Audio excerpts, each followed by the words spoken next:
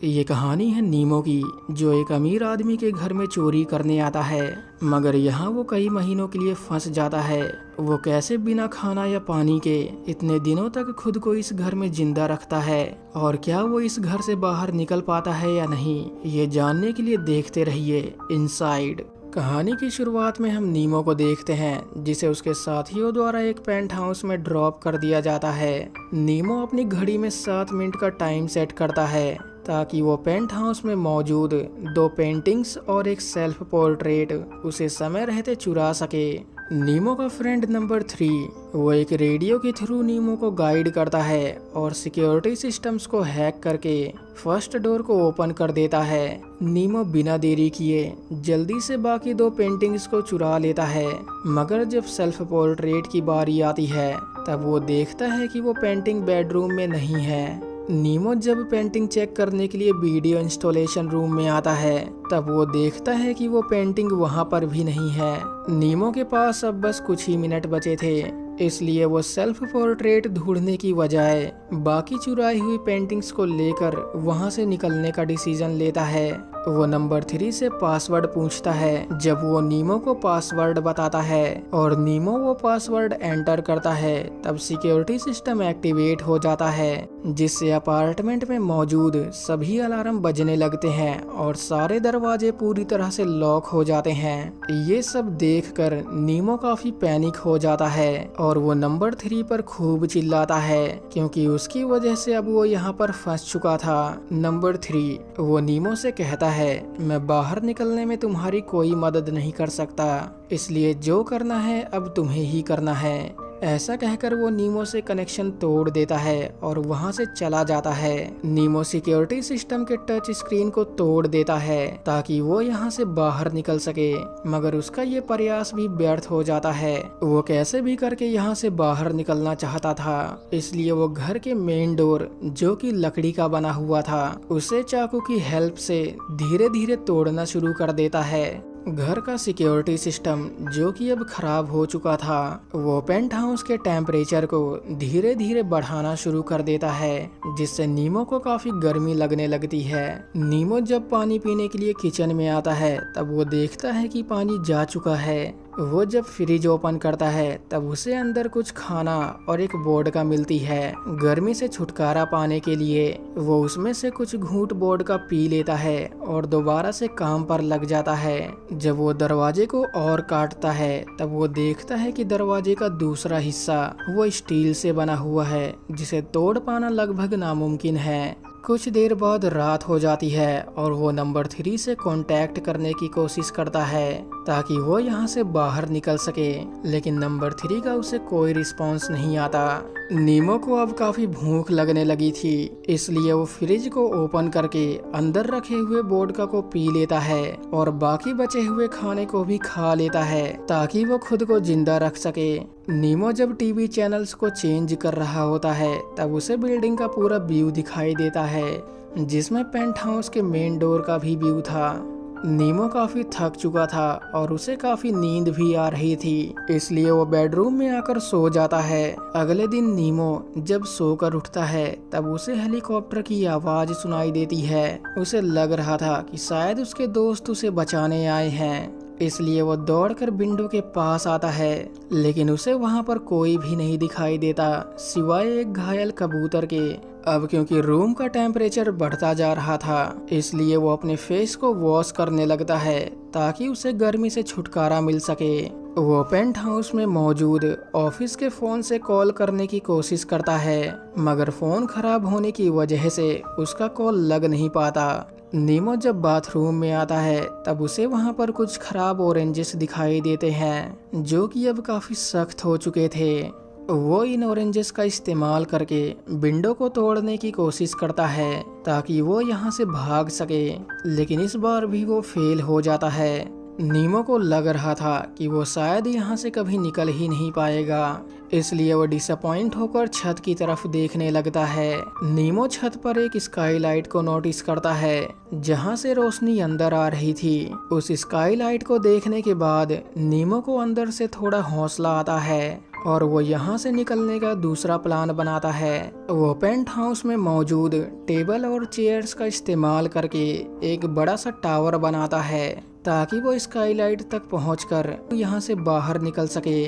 नीमो जब टावर को बना रहा होता है तब थकान और गर्मी के चलते उसकी हालत खराब हो जाती है और उसे जोरों की प्यास लगने लगती है। जब वो पानी पीने के लिए गार्डन में आता है तब वो देखता है कि पानी जा चुका है। अब क्योंकि नीमो के पास कोई दूसरा ऑप्शन नहीं था, इसलिए वो दोबारा से स्मार्ट फ्रिज के पास आता है और फ्रिज में रखी हुई बर्फ को चबाकर अपनी प्यास बुझाता है। जिसके बाद वो दोबारा से टावर को बनाने में लग जाता है। इतना सब करने के बावजूद वो अभी तक ऊपर नहीं पहुंच पा रहा था, इसलिए वो ऊपर पहुंचने के लिए कोई दूसरा प्लान बनाता है। जब वो टावर का स्केच बना रहा होता है तब उसकी नजर एक लड़की पर जाती है जो सीढ़ियों पर बैठकर खाना खा रही थी। जैस्मीन को खाना खाते देख नीमो की जीभ लबलबा उठती है और उसे भी जोरों की भूख लगने लगती है। वो स्टॉक में से एक कैन बाहर निकालता है और उसे खोलने की कोशिश करता है, मगर हाथ फिसल जाने की वजह से उसे चोट लग जाती है। वो जल्दी से अपने हाथों को साफ करता है और उस पर एक कपड़ा बांध लेता है। नीमो को काफी जोरों की प्यास लगी हुई थी, इसलिए वो फ्रिज को ओपन करता है और फ्रिज में जमी हुई बर्फ को चाटने लगता है ताकि वो अपनी प्यास को शांत कर सके। कुछ देर बाद रात हो जाती है और वो देखता है कि बाहर बारिश हो रही है। वो बाहर देखते हुए अपने खाने को एंजॉय करता है और खाना खाकर सोने चला जाता है। अगले दिन नीमो जल्दी उठकर एक स्टैचू की हेल्प से स्टोर रूम के दरवाजे को खोल देता है। जब वो अंदर आता है तब उसे वहाँ पर कुत्ते का खाना और मीट के कुछ पीसेस मिलते हैं जो कि अभी तक सेफ थे।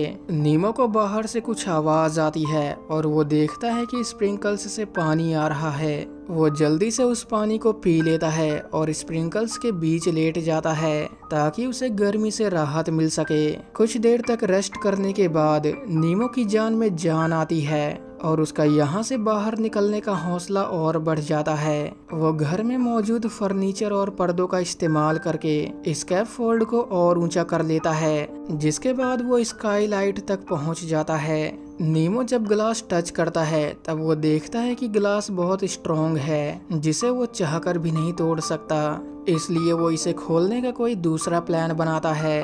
रूम का टेम्परेचर अब बढ़ता जा रहा था और नीमो की हालत भी अब खस्ता हो रही थी। नीमो कहीं पागल न हो जाए, इसलिए वो टीवी में दिखने वाले लोगों के चित्र बनाना शुरू कर देता है।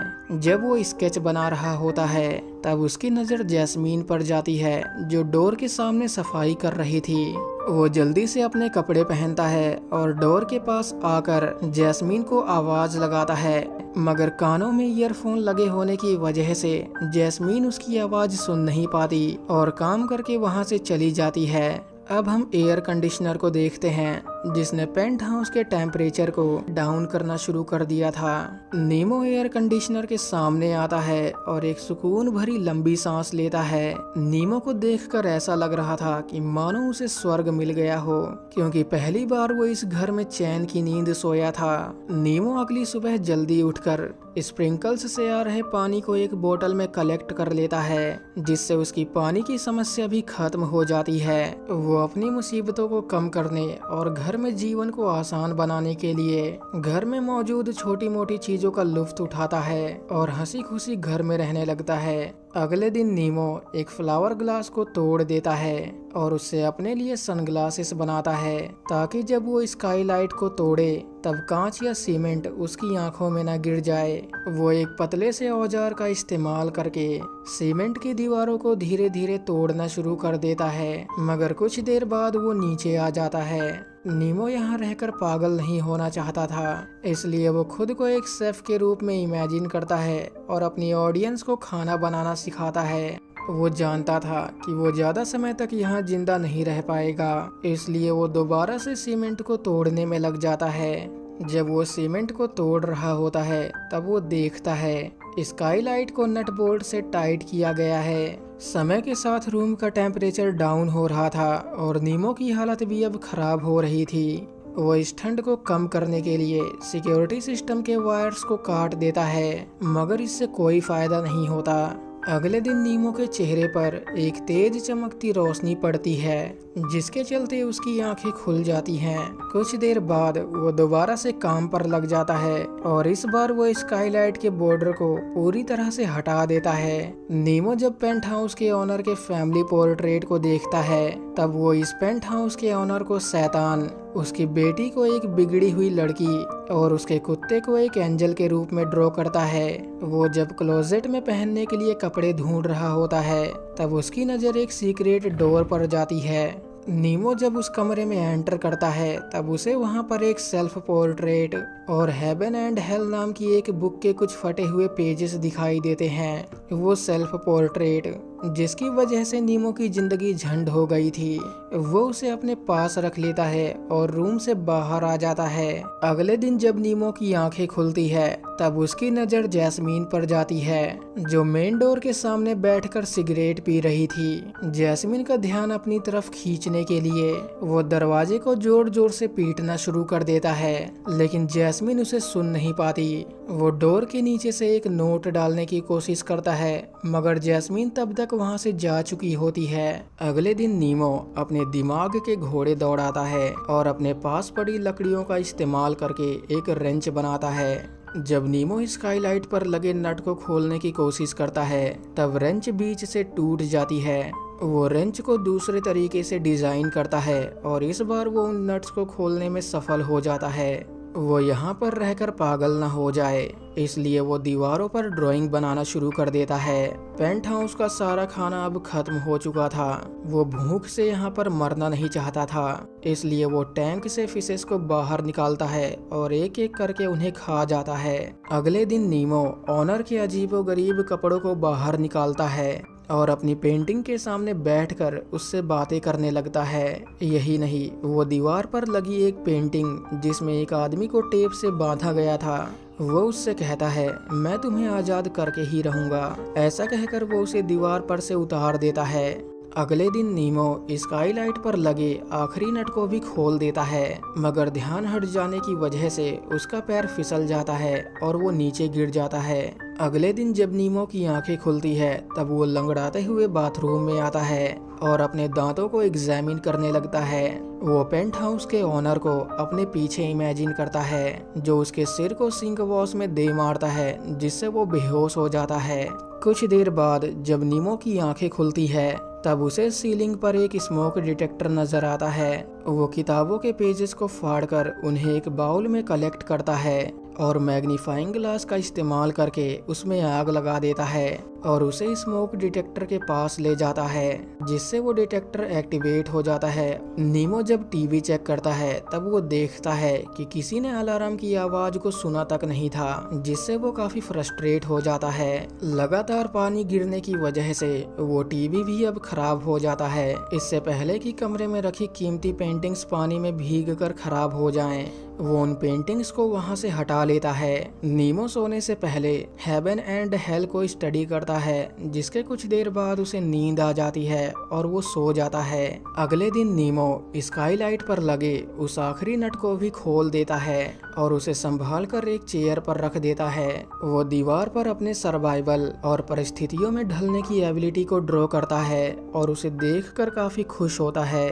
वो अपना हाथ खड़ा करता है और गाना गाने लगता है, जाऊंगा मैं वादियों में जन्नत की, जिसका मतलब साफ था कि अब वो यहाँ से बाहर निकलने वाला है। नीमो जब यहाँ से बाहर निकलने वाला होता है, तब वो हमें अपने बचपन की एक कहानी सुनाता है, जिसमें उसकी टीचर उससे पूछती है, अगर तुम्हारे घर में आग लग जाए तो तुम कौन सी 3 चीजें बचाना चाहोगे? नीमो जवाब देता है कि वो अपनी AC/DC एल्बम, स्केच बुक और अपनी कैट ग्रूचो को बचाना चाहेगा।